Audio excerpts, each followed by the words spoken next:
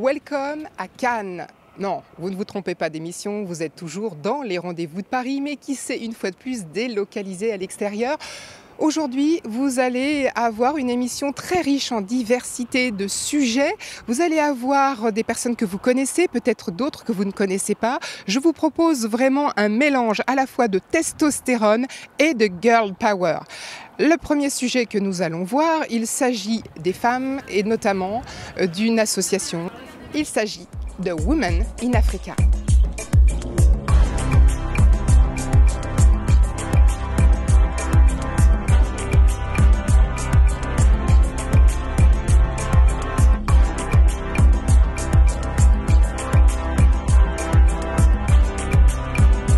À travers l'Afrique, il y a de nombreuses expériences et qui permettent d'aborder d'ailleurs le continent de manière très optimiste. L'entrepreneuriat féminin en Afrique est une réalité.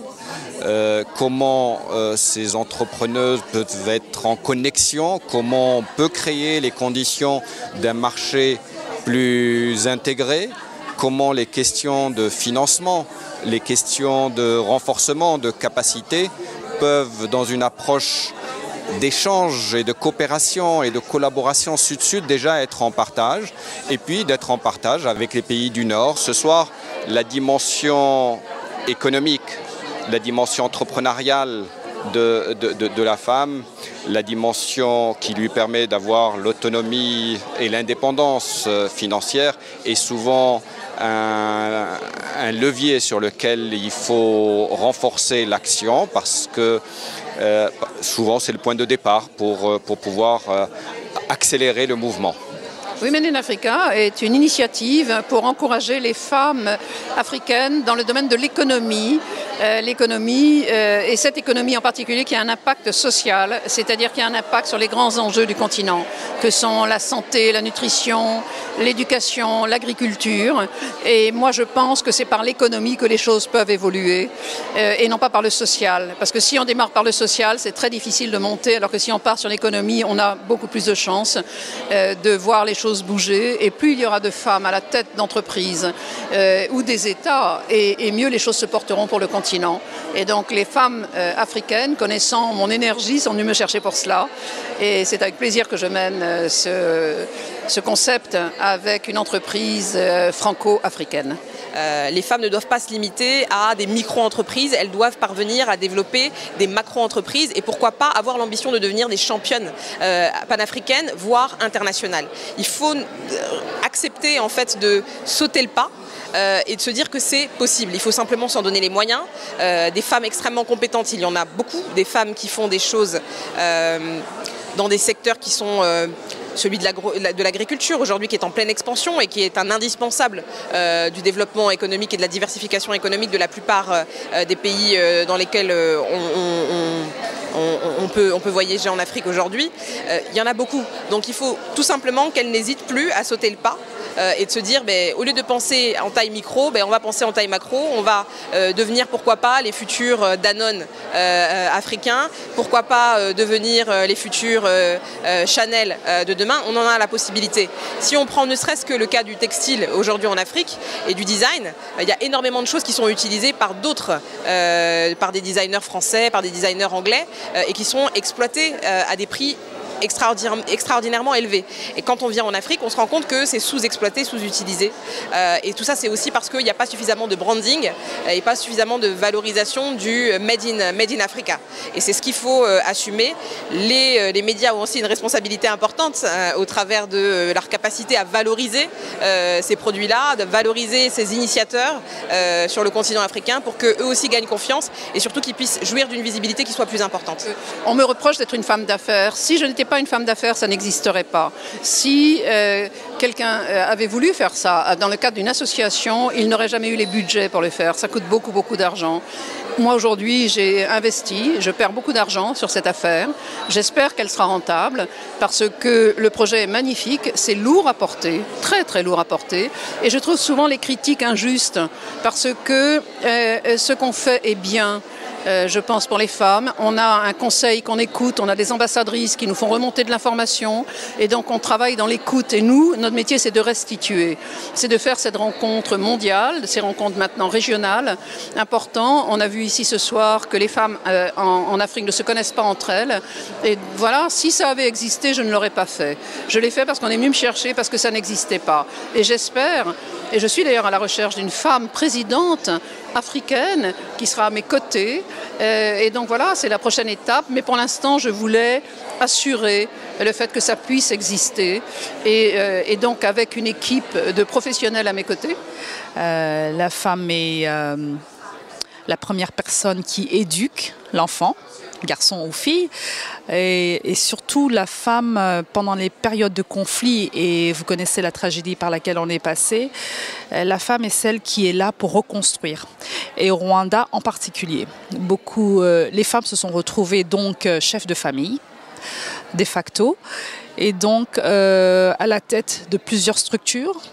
Et finalement, elles se sont retrouvées politiquement impliquées, politiquement dans le sens dans la vie en société.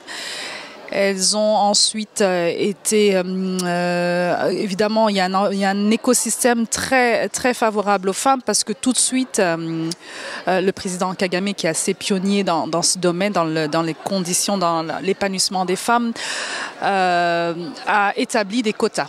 C'est-à-dire qu'il y a un minimum de participation au niveau des chambres, donc au niveau parlementaire au Rwanda, mais aussi à des fonctions politiques. Je ne sais pas si vous le savez, mais on a beaucoup de femmes à des postes clés, la santé, les affaires étrangères. Et donc, ce sont des femmes qui sont dans les négociations la plupart du temps. Et aujourd'hui, peut-être le défi qui sera, c'est avec l'Union africaine, c'est comment des initiatives comme celle-ci, celle de Ouya, comment le Rwanda peut être un modèle où on peut répliquer cet engagement pour la paix en particulier, parce que évidemment c'est le sujet qui blesse dans beaucoup de régions en Afrique, mais aussi pour la promotion de la femme et pour donner la voix en fait à ces femmes dans toutes les questions africaines, mais qui nous concernent aussi.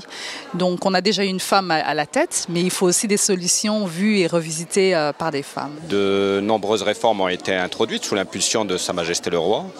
Depuis le début des années 2000, avec que ce soit la réforme du Code de la famille, que ce soit la réforme du Code de la nationalité, que ce soit par la suite un travail énorme aussi sur la participation de la femme à la dimension politique, à la dimension économique, à la dimension, à l'accompagnement social des femmes. Mais en même temps, on se rend compte qu'au-delà de l'effort institutionnel, il y a tout un travail encore à faire sur le plan pédagogique, sur le plan de la sensibilisation de la société pour pouvoir dépasser parfois un certain nombre de préjugés. Et nous avons la chance que nous avons une société civile qui est extrêmement dynamique. Nous avons au plus haut niveau de l'État une volonté portée par Sa Majesté le Roi qui fait qu'aujourd'hui ces chantiers progressent et permettent d'entrevoir l'avenir réellement avec optimisme. Comment pouvons-nous tirer profit les uns des autres de nos forces et pas pointer que nos faiblesses ou nos différences entre voisins? Je suis née, j'ai vécu en RDC. Donc mon éducation s'est faite en RDC jusqu'en secondaire. J'évolue au Rwanda, je travaille au Rwanda et Je sais que bien des choses pourraient se faire, par exemple, déjà à ce niveau-là, entre voisins, mais encore plus entre Africains. Aujourd'hui, on a, par exemple, au Rwanda, des lignes aériennes qui vont un peu partout en Afrique, de l'Afrique de l'Ouest jusqu'à l'Afrique de l'Est. On va même au-delà. Mais déjà, si on pouvait tirer profit de ces échanges déjà et échanger entre nous et collaborer entre nous et on va pas réinventer la roue comme je disais. Si jamais le Maroc a une force, par exemple, quid du tourisme au Maroc, qu'est-ce qu'on peut importer et adapter évidemment au Rwanda et vice versa. Qu'est-ce que le Rwanda fait de bon, par exemple sa politique progressiste vis-à-vis des femmes, par exemple, quel modèle pouvons-nous tirer des autres? C'est tout ce que je souhaite et je pense que c'est tout ce qu'on pourrait souhaiter à l'Afrique aujourd'hui. Nous attendons 70 pays au moins, plus de 500 personnes, sur le thème, comme je l'ai dit, de la confiance, de l'éducation et de la paix. Et nous avons évidemment toujours des laboratoires de réflexion collaboratifs sur les grands enjeux du continent. Donc ça, on y travaille, là, les programmes sortent dans quelques jours. Et le 3e rendez-vous de l'année, ce sera en Afrique du Sud, à Johannesburg, où nous allons parler de femmes et finances et voir comment plus il y aura de femmes dans les finances et comment là aussi mieux l'économie se portera, parce que les femmes gèrent différemment. Elles sont plus lentes souvent dans les investissements, mais par contre elles sont solides et la preuve est faite aujourd'hui que lorsqu'il y a plus de 3 femmes dans les conseils d'administration, les résultats des entreprises sont meilleurs, entre 6 et 30 points supplémentaires. Donc c'est à prendre en compte. Et les femmes ont un rôle majeur dans l'économie du continent aujourd'hui.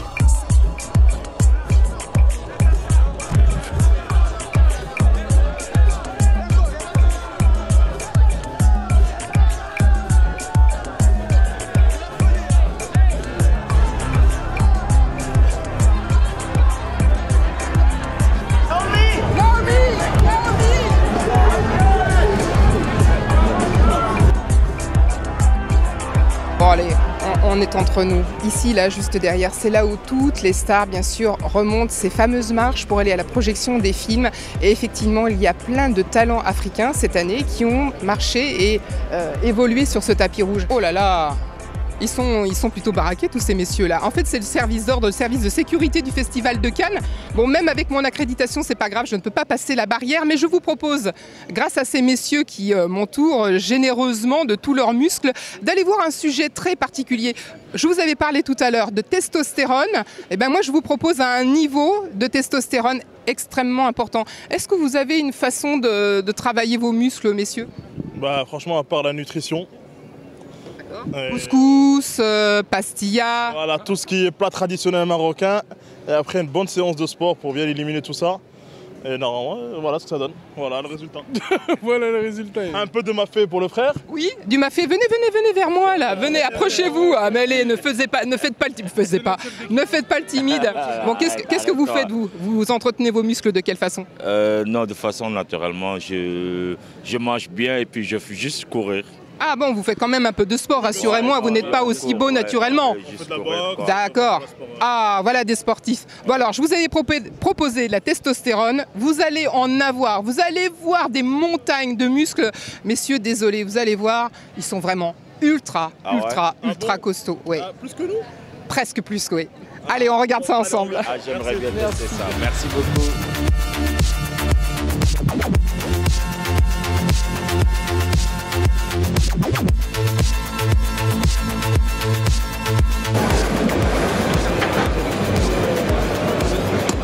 Oh, partez pas. Combien vous soulevez là? Là, 40 kilos. C'est tout? Ouais, c'est tout, ça chauffe. Ça chauffe? Alors, vous faites ça comment? 40 kilos, c'est... expliquez-moi comment vous faites. Moi, j'aurais bien voulu que vous fassiez en même temps et voir si vous êtes capable de parler en même temps que vous soulevez 40 kilos. Ça va, c'est gérable. C'est gérable? Après, tout se passe dans la tête après. Je crois que c'est vraiment une histoire de mental. Voilà. Alors, on en parlait justement. 40 kilos, votre phase d'attaque pour obtenir une musculature comme la vôtre, c'est combien d'heures et d'heures d'entraînement? Après, tout dépend de l'objectif des personnes. Je dirais 1h30 à peu près, c'est largement suffisant. Après, pour d'autres personnes qui ont d'autres objectifs, pour faire une sèche, il leur faut un peu plus de temps. 2 heures d'entraînement. Voilà. Qu'est-ce que vous appelez une sèche? C'est-à-dire de perdre complètement toute la masse grasse? Une sèche, en fait, c'est pour les gens en fait, qui veulent avoir une définition, être plus strié, être plus beau, avoir un meilleur corps. Et ça demande plus d'heures d'entraînement en fait. Alors, il y a quelque chose qu'on peut se poser comme question, c'est la raison pour laquelle vous en êtes arrivé à avoir une telle musculature, un tel développement musculaire. Au début, ça part d'un objectif à atteindre, prendre 10 kg de muscle. Et ensuite, après, on devient accro en fait. On veut plus. Juste à un certain moment, on arrive à un certain stade où après... on se sent bien dans son corps, on se sent bien avec ses kilos et sa masse musculaire. Et après on y reste, on fait juste du maintien après. Oui, après c'est pas possible de faire plus que là où vous êtes arrivé. Si, c'est possible, mais après bon, je vais pas épiloguer devant la caméra. Après, certaines choses qu'il faut utiliser pour pallier d'autres stades. On aura compris voilà. qu'il ne faut pas simplement manger des endives. Voilà. Faut manger des choux-fleurs, faut pas manger ça, faut manger beaucoup de viande et beaucoup de protéines, poissons blancs, tout ça. Donc voilà. Ok. Et combien de temps pour arriver à obtenir autant de masse musculaire? Depuis combien d'années vous y êtes? 15 ans de pratique. 15 ans de travail pour obtenir un corps pareil. Voilà.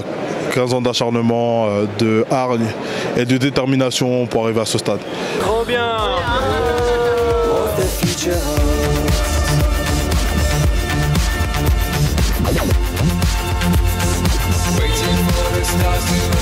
Oh, vous êtes beau. Je viens vers vous. Dites-moi, ça sert à quoi toute cette technologie? C'est de l'électrostimulation. Donc on est branché à l'appareil. Alors, vous êtes en train de me dire que là, tel que vous êtes électro-stimulé. C'est ça. Et ça sert à quoi? Pour travailler tout le corps. Mais de quelle façon? On va dire qu'il y a un courant électrique qui vous parcourt le corps, ça se passe comment? Je vais vous laisser voir avec mon collègue. Alors donc en fait, vous subissez, et c'est lui qui... Moi je fais juste de la pub. Il fait juste la promotion. Alors maintenant, techniquement... C'est un gilet d'électromyostimulation. L'idée, elle est très simple. Sur 20 minutes, on vient vous contracter 10 grands groupes musculaires, ce qui équivaut entre 280 et 300 contractions. Rationalisé en entraînement, utilisé pour le sport et l'amincissement. Alors le sport, l'amincissement, ça veut dire que quand on porte un gilet comme celui-ci, on n'a plus rien à faire? C'est pour les gens comme moi, quoi, des feignasses. Alors, pas du tout. Ça va vous aider. Pourquoi? Vous allez précontracter vos groupes musculaires. Donc, vous allez avoir un coach sportif qui va vous accompagner, d'accord, vous guider, vous mettre sur une certaine posture. Et vous allez précontracter vos abdominaux, par exemple. Et le Mia Bodytech, cette technologie, va vous aider à intensifier votre contraction volontaire. Il faut quand même faire quelque chose, il faut quand même faire des efforts. Moi, je pensais avoir trouvé vraiment le matériel. Oui. Non, c'est pas une perle rare, il faut quand même fournir des efforts. Il faut toujours faire l'effort, ouais. Un effort structuré, accompagné par un coach. C'est une technique qui est extrêmement efficace. Une séance par semaine suffit, d'accord. Il faut une dizaine de séances pour avoir un résultat dans un premier temps. Un résultat qui se voit. Est-ce que c'est quelque chose que j'emmène chez moi ou il faut que j'aille en salle pour pouvoir en bénéficier? Vous ne pouvez pas emmener les avatars, mais non.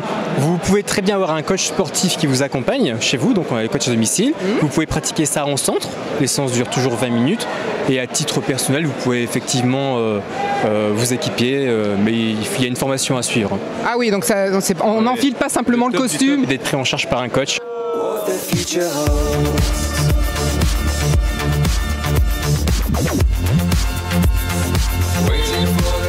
What is your diet? My diet is consistent of loads. I have eggs in the morning, chicken, pasta, couscous. I love the couscous. It's okay. I eat couscous every day. It's okay for me. I got the same muscles. Yeah. Couscous is brilliant. You know, loads of fiber, loads of nutrition in it.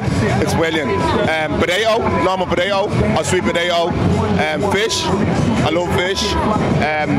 And sometimes, maybe every second day is red meat, steak. You know, not too much red. If you're trying to lose weight, you can't keep having red meat. You know, steak. It doesn't digest. So if you're trying to put size on, yeah, no problem. Eat the steak. But if you're trying to lose weight, you can't eat red meat. You know. Okay. And now I would like to see you all around the body. Maybe with the muscles. Please. I want to see your muscles. Oh my God. Okay. Oh, please. Voilà, bon bah voilà, hein, tout simplement. Bah, en mangeant, vous l'avez compris, du couscous et du poisson, un peu des œufs et puis tout simplement, on va dire quoi, un peu de steak tous les jours, et ben ça sera pas très compliqué d'obtenir cette musculature finalement. J'espère que vous êtes d'accord avec moi. Et ben franchement, ça donne envie de faire du sport. Merci beaucoup. On voudrait avoir des renseignements sur ce que c'est que le djembel. Vous en êtes le créateur. Oui. Ça fonctionne comment? Quelle est la stratégie, on va dire, sportive? Et surtout, quelles sont les inspirations du djembel? Djembel, pour le définir, c'est une danse de remise en forme basée sur les sonorités africaines. En fait, la création a été une inspiration, c'est-à-dire que j'ai été toujours en forme, j'ai été toujours quelqu'un de gros depuis tout petit et je savais que bon, je dois faire beaucoup de sport. Et quand j'allais courir, je faisais 40 minutes à peu près. Mais quand j'allais danser, parce que je danse la salsa, je fais 3 heures, 4 heures. Et ça me faisait du bien. Et je sais que la danse, ça a des vertus sur la santé. Alors, vous, avec le djembel, on se rapproche un peu de l'esprit de la Zumba, on va la noter parce que c'est une des danses, on va dire sportives, qui fait danser les gens sur des chorégraphies, qui est d'inspiration d'Amérique latine. Est-ce que c'est quelque chose qui était important pour vous de coller à ça, ou alors est-ce que c'est complètement différent comme style de danse et de sport? Écoutez, je l'ai découvert, ce que vous avez cité tout à l'heure, je l'ai découvert après en fait. Parce que moi je n'étais pas coach sportif non plus. Ça m'est venu, en fait, c'est suite à un décès dans ma famille, enfin quelqu'un qui est mort de crise cardiaque. Je me suis dit, bon, enfin je suis exposé, je suis gros, je pourrais y passer un jour. Je me dis, en Afrique, les gens ne font pas assez de sport. Quand tu leur dis d'aller courir, ils ne le font pas. Mais quand tu leur dis d'aller danser, ils le font. Donc, en Afrique, on danse depuis tout petit jusqu'à ce qu'on ne meure.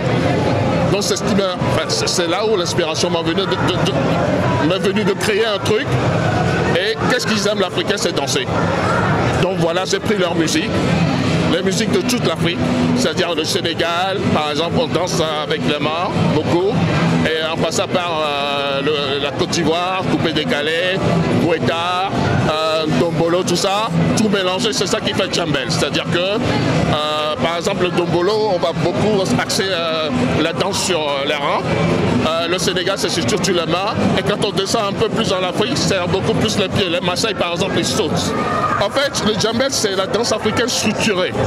C'est-à-dire que depuis qu'on a créé djembel, enfin depuis que j'ai créé djembel, les salles ont vu une nouvelle génération de clientèle en fait. Il y a les mamans qui s'inscrivent. Les mamans, de nos mamans africaines qui n'ont jamais pensé qu'ils allaient aller dans une salle de sport, ils se retrouvent en fait. Les mamans viennent s'inscrire maintenant pour faire du djembel parce que ça leur parle en fait. Voilà. Hein? Donc, finalement, ça fait danser toute la génération. Vous avez réussi à faire bouger des mamans, comme vous dites, donc des femmes un peu plus âgées que les personnes qui ont... aussi, hein, quelques papas aussi. Hein. Ah, il y a quelques papas aussi. Alors, par rapport, on s'était vu il y a quelques années déjà. Je crois que ça ne va pas être très très loin de 3 ans qu'on s'était vu pour la première fois. Quel est le constat actuel depuis 3 ans, depuis vos premiers pas de djembel? En tout cas, ça a beaucoup pris de l'ampleur. Ça fait 3 ans qu'on est au salon de fitness. On est le seul concept africain qui est présent sur le salon international de fitness de Paris. On a fait aussi le Portugal quelques fois. Ça a pris de l'ampleur, on est à 600 diplômés à travers le monde. Ça commence aux États-Unis. On est beaucoup en Afrique, au Sénégal, Abidjan, Lomé, Bénin. En Europe, on est dans presque tous les pays. Et en France, n'en parlons plus. Alors, qu'est-ce qui reste encore à ouvrir? Qu'est-ce qui est encore comme défi à relever pour installer le djembel encore plus loin que on va dire, les 600 adhérents dont vous me parlez? Mais chaque jour, on essaie d'aller au bout de nous-mêmes. On essaie d'être créatifs. On a des stratégies qui nous emportent vers le haut. Enfin, on essaie de trouver quelque chose pour finaliser notre clientèle en fait. Que le djembel est implanté un peu partout, pas simplement à Paris, mais il vient aussi de d'Ivoire. Voilà, Côte d'Ivoire. Ça se passe comment en Côte d'Ivoire, le djembel? Est-ce que vous avez réussi à faire danser les mamans aussi là-bas? Mais oui, tous les âges en fait dansent djembel. Les mamans, les enfants, tout le monde. Et tout le monde adore. Tout le monde adore, vraiment. Ça se passe comment? Alors comment vous réunissez les mamans, les papas, toute la famille? Comment vous réussissez à faire danser? On se réunit à quel moment dans la semaine? Est-ce que c'est quotidien? Expliquez-nous comment le rythme là-bas en Côte d'Ivoire. D'accord, ok. Déjà à Abidjan, la plupart des salles d'Abidjan, les salles de sport, pratiquent le djembel. Donc dans ces salles-là, on peut faire du djembel tous les jours, partout sur Abidjan. Maintenant, il arrive qu'on organise des spectacles, des événements, soit caritatifs ou non. Et dans ce cas-là, les gens payent et pratiquent le djembel comme ils veulent, comme ils peuvent. L'important, c'est de participer et de s'amuser. Bon, l'important, c'est de participer et de s'amuser. Combien de temps on peut faire du djembel non-stop? Allez, on va dire un bon rythme de djembel, ça va être combien de minutes? On va compter en heures. Ça se passe comment les cours? Vous savez, les Africains de nature adorent danser. Donc vous mettez djembel 24 heures, les Africains ils danseront. Donc je vous dis, on ne s'arrête pas. 20 minutes, 1 heure, 3 heures. C'est chaud quoi. Il suffit que la musique soit bonne et djembel avec djembel, on déchire quoi. C'est toujours top. On a envie de danser, donc il n'y a pas d'heure. On danse à tout moment. Donc ils sont venus spécialement de la Côte d'Ivoire pour les 3 jours. Je leur dis merci. Alors on a entendu la bise aussi parce que c'était pas évident. Il nous a donné des opportunités. Moi je viens de Lomé, j'ai fait un gros boulot sur djembel là-bas. Donc je tiens à dire merci vraiment à Hervé. Vraiment. On continue, on lâche pas. On continue. Djembel doit prendre toute l'Afrique, tout le monde, on l'encourage. Bon bah voilà. Djembel toujours. Voilà. Merci beaucoup. Allez, on continue. Le salon du fitness, spécialement pour vous. Alors là, on a vu le djembel, bien évidemment. Vous voyez la partie africaine de ce salon. Mais maintenant, je vous propose d'aller voir d'autres spécimens très musclés.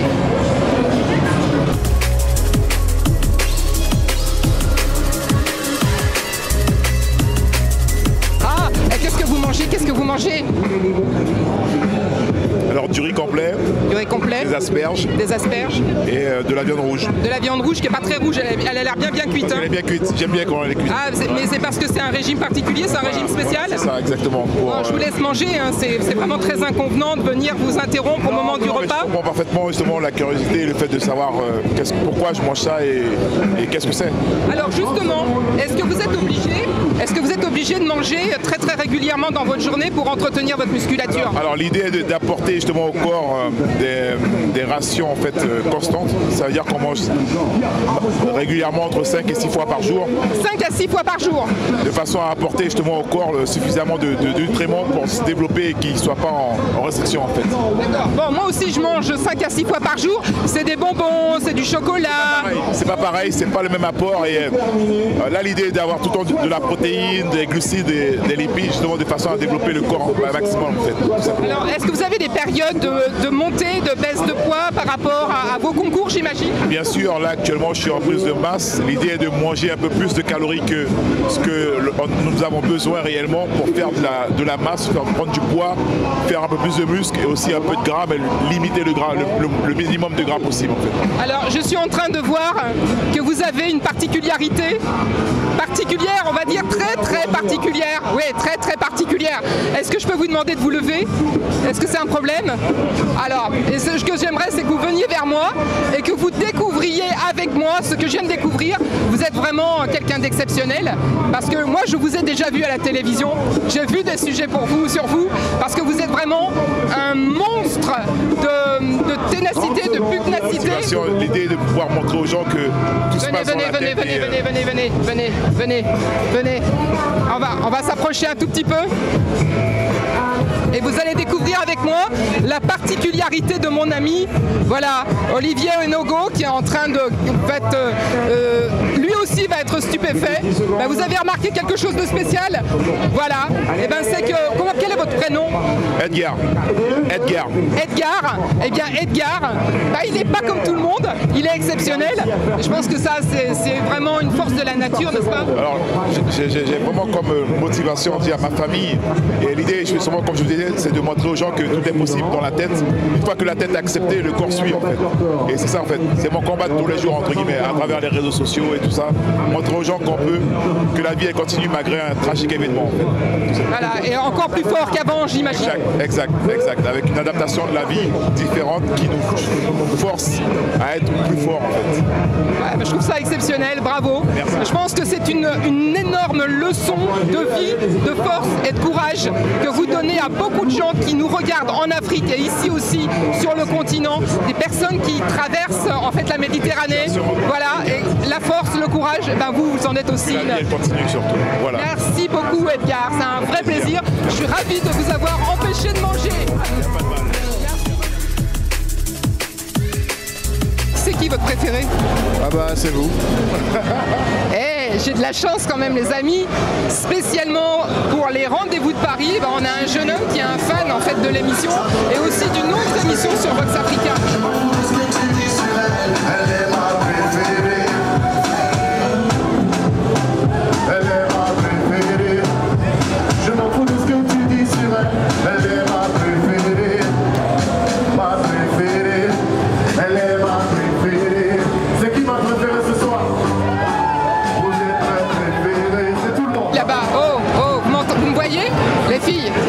C'est uniquement pour vous, parce que je sais que vous le demandez.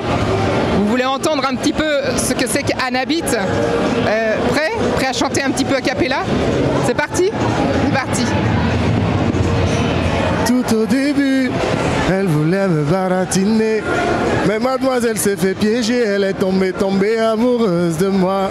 Tu n'as pas bien calculé, elle a voulu me manipuler. Mais quoi que l'on dise, elle est tombée sous mon charme.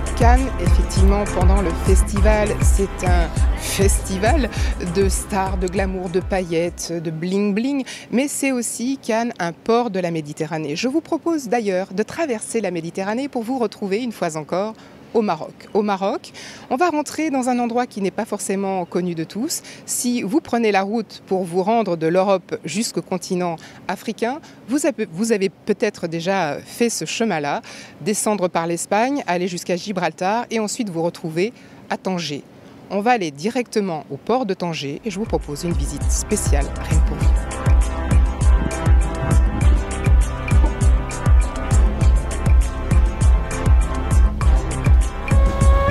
Deuxième ville économique du pays après Casablanca, située à l'extrémité septentrionale du Maroc, Tanger fait face à l'Europe à moins de 15 km des côtes espagnoles et Gibraltar. La volonté du roi Mohamed VI de développer le secteur portuaire avec le projet Tanger-Med a considérablement changé la donne de cette région qui semblait endormie. Après 10 ans d'exploitation, qu'en est-il de Tangemed? Nous avons créé une plateforme qui nous permet d'abord nous-mêmes d'être compétitifs et de la partager avec toutes ces multinationales qui viennent s'installer pour qu'elles puissent adresser ces marchés mondiaux. Donc c'est une plateforme qui a été réalisée aux standards internationaux, donc en termes de qualité d'infrastructure. Notre référentiel est un référentiel mondial. Donc cette Tangemed 1 a été créée avec une capacité de 3 millions de conteneurs. S'en est suivi un deuxième port qui est le port passager et roulier qui, à partir du Maroc, adresse l'Europe qui est à 14 km sous forme de pont virtuel. C'est en fait, on a des navettes qui partent toutes les heures vers l'Europe pour transporter soit de la marchandise par camion ou des passagers par voiture ou des passagers piétons. Nous avons également créé Tangemed 2 qui va doubler la capacité de Tangemed 1 et qui va faire du port, complexe portuaire Tangemed une plateforme qui sera classée dans les 20 premiers mondiaux, ce qui est en général très difficile compte tenu du fait que dans les 10 premiers, les entreprises, les ports chinois sont en général toujours très bien placés. Donc nous avons à côté de ce complexe portuaire une plateforme logistique importante pour tout le trafic commercial monde-monde ou que ce soit monde-Maroc ou dans l'autre sens. Et nous avons également plus de 5000 hectares de terrain sur lesquels on développe des zones industrielles dont plus de 1600 sont déjà développées et c'est là-bas où Renault est installé et d'autres entreprises également sont installées. L'histoire du groupe Renault au Maroc est déjà longue et riche. La montée en puissance de l'écosystème Renault avec le coup d'accélérateur donné lors de la signature de l'accord d'avril 2016 en présence de Sa Majesté le roi Mohamed VI va réellement pousser les feux de nos deux sites de Casablanca et de Tanger, mais également de tous nos partenaires et de tous nos fournisseurs locaux. Nous allons clairement produire plus au Maroc, de plus en plus de composants, non seulement pour les véhicules que nous fabriquons dans le pays, mais aussi à minima doubler le nombre de ces pièces et de ces composants sourcés au Maroc vers l'international. Cela est clairement rendu possible grâce à l'infrastructure de premier rang qui a été mise à notre disposition, dont bien sûr le magnifique port de Tangemed, ainsi que la ligne ferroviaire qui relie notre usine de Tanger à ce port. Ce sont pour nous de véritables boosters de notre compétitivité. Et nous sommes vraiment fiers que la filière automobile marocaine soit devenue le premier exportateur du royaume.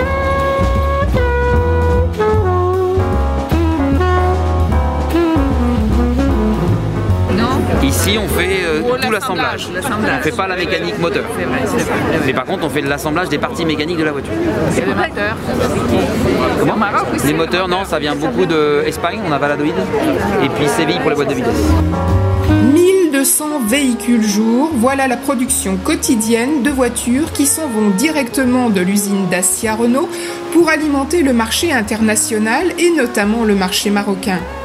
Quel est votre point de vue au sujet de l'avancée du continent en matière d'infrastructures, de plateformes d'échange? Le manque au niveau logistique africain coûte à l'Afrique pratiquement 2 points de croissance chaque année. Donc il est important que les pays africains se prennent en charge au niveau de leurs infrastructures, pas pour construire des infrastructures, mais surtout pour doter le pays, le continent, d'une logistique efficiente qui permet de faire arriver les marchandises au niveau de chacun des pays à des coûts très bas, sachant que l'Afrique importe l'essentiel de ses besoins et sachant que 80% du commerce mondial se fait par la voie maritime.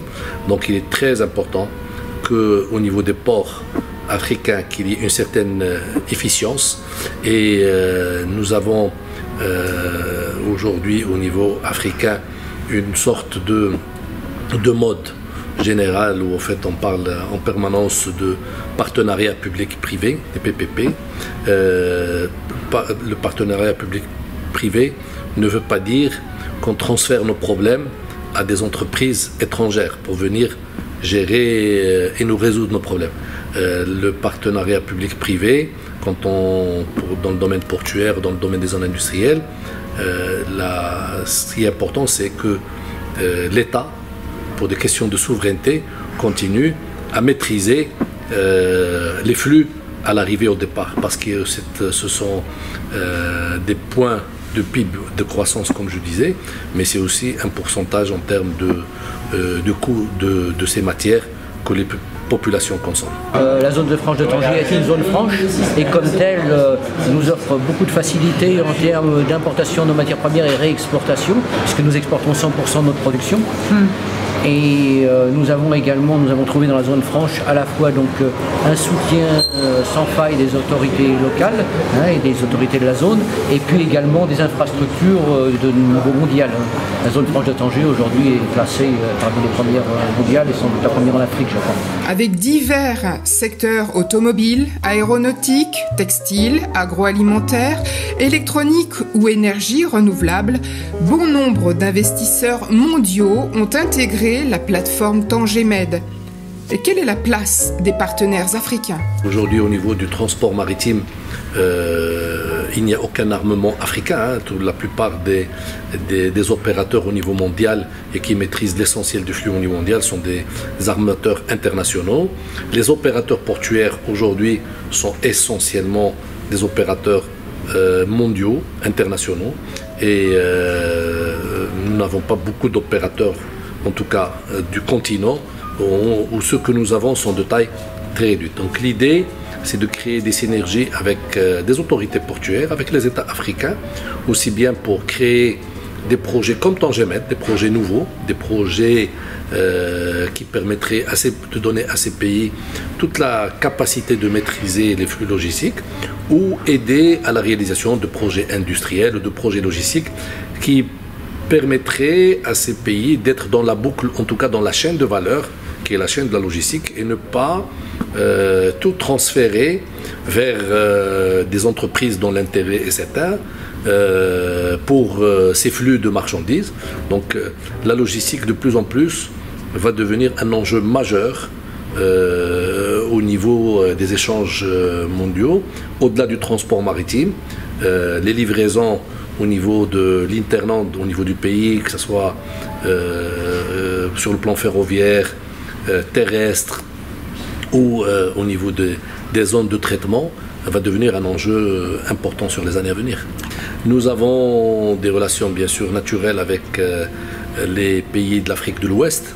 Donc nous avons initié des contacts et des débuts de partenariat avec bien sûr la Côte d'Ivoire, avec le Nigeria, avec le Sénégal.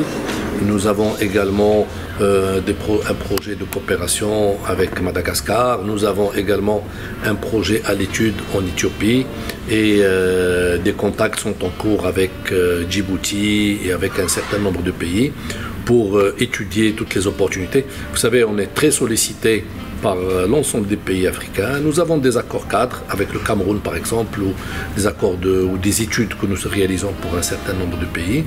Et nous allons continuer sur ce rythme jusqu'à la concrétisation de projets communs entre Africains et qui permettraient de donner de l'efficacité et de la compétitivité à nos frères et amis africains.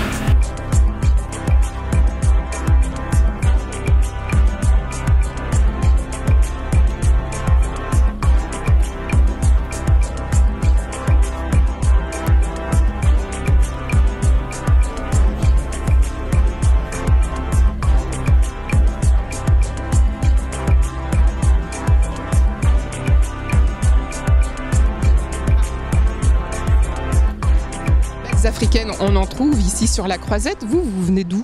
Je suis originaire de Madagascar, oui. Ah, et vous êtes spécialiste de la mode, si je crois bien comprendre. Oui, je suis créatrice de mode. Et donc là, c'est mon deuxième festival de Cannes, oui.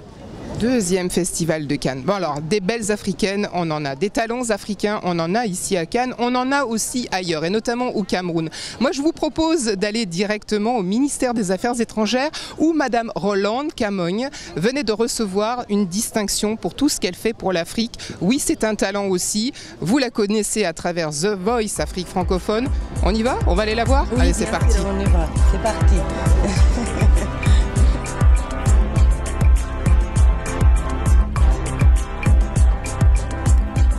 Rolande Camounier est toujours entre deux avions. Comment vas-tu? Ça va bien. Tu dis quoi, je vois le... Arrivée la veille, celle qui dirige la chaîne panafricaine Vox Africa commence sa journée ici à Yaoundé au Cameroun par une séance de travail avec la responsable locale de la chaîne. Voilà The Voice ici à l'antenne. Lancée en 2007, Vox Africa obtient en 2015 la franchise africaine de l'émission au succès planétaire The Voice avec une volonté clairement affichée. Nous voulions donner une âme africaine à ce show. Nous sommes la seule franchise à avoir 17 pays dans le monde entier. Et le succès est immédiat. Bon, Rolande Camogne, vous venez de recevoir le prix. Bah oui, vous me regardez, on est ensemble, on est quand même pour la même chaîne, Vox Africa. Alors, tu viens de recevoir un prix. Oui. D'abord, au fond de toi, qu'est-ce que tu ressens que de recevoir ce prix ici, quand même, dans ce magnifique palais qui est tout simplement le Quai d'Orsay, le ministère des Affaires étrangères. Dis-nous ce que tu ressens. Très très émue et je dirais que vraiment être reconnu honnêtement en France, à Paris, pour des actions que nous menons en Afrique, pour l'Afrique, et même si c'est des actions aussi francophones, c'est un privilège, c'est un honneur. Donc je suis très fière. Je suis très fière pour moi et pour toutes les équipes qui m'accompagnent. Bon, Rolande, c'est pas reconnu pour n'importe quoi. C'est reconnu pour la présence d'une chaîne panafricaine qui est Vox Africa, pour le combat que tu as mené, pour le fait d'avoir créé cette chaîne, de l'avoir mise au monde et de la gérer. Ça fait 10 ans maintenant que Vox Africa est là, que les téléspectateurs suivent la chaîne. Et puis surtout, ça fait la 2e année. Il y a un grand programme dans lequel tu as eu énormément, tu as tout fondé, tu t'es dit on va lancer The Voice. Qu'est-ce que c'est que ce défi de The Voice? Explique-nous, explique aux téléspectateurs. The Voice, c'est un grand défi, je dirais, mais c'est aussi une belle aventure et un beau résultat. Malgré tous les challenges, malgré toutes les difficultés, il y a quand même une superbe aventure humaine et nous sommes très heureux parce qu'à la fin de la journée, les gens retiennent les talents de l'Afrique. Et je pense que c'est pour ça qu'on le fait, ce show. Donc au-delà de... Nous avons beaucoup de challenges, hein. Les gens le voient au quotidien, mais nous y croyons parce qu'il n'y a pas meilleure plateforme. Une plateforme qui est quand même extrêmement regardée. Tu le disais tout à l'heure lors de ta remise de ce prix que tu tiens entre tes mains. Plusieurs millions de téléspectateurs au Cameroun, plusieurs millions de téléspectateurs bien sûr en Côte d'Ivoire et partout ailleurs en Afrique et bien évidemment aussi en Europe, aux États-Unis, en Asie, là où il y a la diaspora africaine. Qu'est-ce que ça fait de se dire qu'un projet comme celui-ci, aussi fou, aussi dingue, finalement est regardé par autant de monde autant de personnes, autant de téléspectateurs à travers le monde? On a envie de dire on est surpris, mais dans le fond on ne devrait pas. Pourquoi? Parce que The Voice est un phénomène planétaire et avec les ressources et le talent que nous avons en Afrique, il est évident que dès qu'on donne les opportunités à la jeunesse africaine, aux Africains en général, mais ils sont au rendez-vous. Donc nous, on est juste honorés d'avoir été un courroie. Et un courroie d'exercice d'accomplissement de cette plateforme. Oui. Alors cette saison, des défis encore à relever, Rolande, pour la chaîne? Comme Olivier m'a dit, on va mourir. Non, je pense que les défis, on a 10 ans cette année, Cathy. Et après 10 ans, je veux dire, on a dépassé la maturité pour une chaîne de télé. Je pense que l'essentiel pour nous aujourd'hui, notre ambition, c'est être une référence en termes de news et de divertissement en Afrique francophone. Pas en Afrique francophone, en Afrique et dans le monde. Et je pense que maintenant, après ces 10 ans, on veut se donner les moyens, réellement, que l'ambition soit réelle pour les Africains et pour la diaspora du monde. Donc nous sommes encore plus galvanisés qu'avant. Parce qu'avant, on avait le potentiel, mais là, on a non seulement le potentiel et l'expérience. Donc c'est bénéf. L'avenir est à nous. Inch'Allah. Bon, je crois qu'on va terminer sur ces paroles d'espoir, de force, de courage, de travail à tout jamais. On va dire que The Voice et puis Vox Africa à tout jamais pour tous les Africains qui nous regardent, c'est ça, Roland? Et surtout, je voudrais dire quelque chose. Aujourd'hui, moi je regarde Black Panthers parce que Black Panthers c'est un film, c'est un phénomène. Et nous avons été le phénomène, The Voice a été le phénomène saison 1 en Afrique francophone. Et aujourd'hui, ça montre que le monde entier a envie d'autre chose. Que moi je dis toujours, soit on apporte le monde à l'Afrique, soit on apporte l'Afrique au monde. Donc c'est dans ces deux canevas-là que je veux fonctionner. Je pense qu'aujourd'hui, avec le phénomène Black Panthers, les Africains doivent savoir, en tout cas on doit savoir tous ensemble, que c'est maintenant. c'est maintenant le temps de l'Afrique. Je le pense, c'était déjà, on voyait des signaux, mais là maintenant c'est encore plus flagrant. Donc voilà, Africa is the future. Voilà, sur ces derniers mots, Rolande, je vais te laisser filer à travers les allées là et sous les ordres du palais parce que tu as encore plein de choses à faire, encore plein de défis à relever. Absolument. Et puis je te laisse partir parce que là, tu quittes Paris et après tu retournes à travers le monde. Exactement. Ok, merci à Paris, rendez-vous de Paris. Et puis on essaiera de se réentendre, se voir et de se coincer plus longtemps pour qu'on discute encore plus. Dans les rendez-vous de Paris, tu reviendras, on viendra directement dans les studios. Absolument. Avec merci plaisir. Cathy. Merci beaucoup Roland. Bon bah voilà, ça y est, c'est fini, Cannes. Bon ok, le soleil s'est un peu caché, c'est toujours un peu comme ça au Festival de Cannes, hein, le temps est toujours un peu instable. J'espère que cette émission spéciale délocalisée à Cannes vous aura plu. Vous savez que si vous ne pouvez pas venir à Paris, c'est Paris qui viendra à vous. Vous le savez, je fais encore un appel, si vous avez envie qu'on parle de vous, n'hésitez pas à nous contacter sur les réseaux sociaux. On n'hésitera pas une seule seconde à venir vous voir directement. Je vous dis à très bientôt, les rendez-vous de Paris c'est terminé. Bon allez, je prends mon maillot de bain et on va aller se baigner.